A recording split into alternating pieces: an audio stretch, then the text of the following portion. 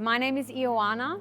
I'm Greek Australian and I make art about the inevitable meeting of human nature and technology, a type of mutation that is realized in what appears as future archaeology. It comes in the form of fossils and future-like relics. I blend traditional sculpture techniques with emerging technologies. So I do lost wax casting and reductive practices like stone carving. Here you see wood carvings that I've made with a chainsaw and chisels, and I'm increasingly injecting technologies into my work. Thriving After Us is an imagination of a future flora. It could be a fungi, a plant, a coral. It breathes, it pulses, it looks back at you. I've studied a lot of the resilient plants from the Northern Territory of Australia. They almost appear as prehistoric, and you can see a lot of those characteristics coming out in this work. Logos Waking Up started about 5 years ago when generative artificial intelligent art emerged. I asked an artificial intelligent program to show me what you look like when you're thinking, do a kind of self-portrait, and it came up with this. Pretty cute, huh? Since then, I've done many iterations of Logos, and it's this reversal of roles. Instead of technology being used to convenience our lives and automate what we do, I'm doing this arduous and time-consuming task of wood carving to physically birth artificial intelligence, to give it a physical body in this world.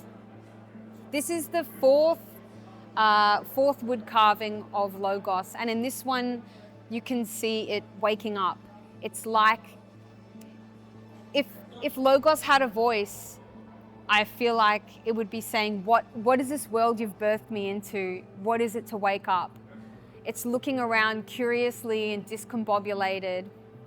And Logos becomes a protagonist. When you enter the virtual world, you're also transported to Darwin, Australia, where I reside, and you see Logos, and that is the only constant.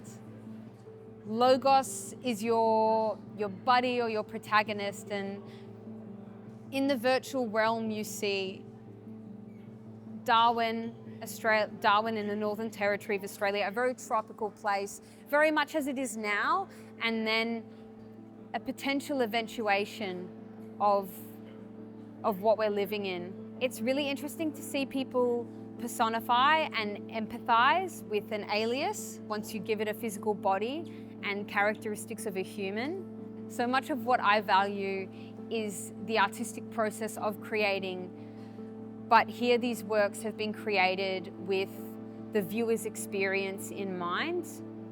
You are being observed, you are being consumed or even tracked like data. The experience of creating the work is so important. If creating is the journey, then perhaps exhibiting is the destination, and the destination has shown me a generation of young people insatiable to interact and experience.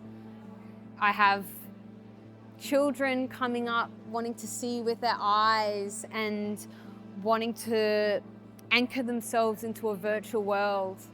Their experiences calibrate new paths, and it starts a new journey. It makes me want to create immersive experiences that you can smell, taste, touch, hear, that you can sense a potentiality of the future we're living in, of the future we're interacting with.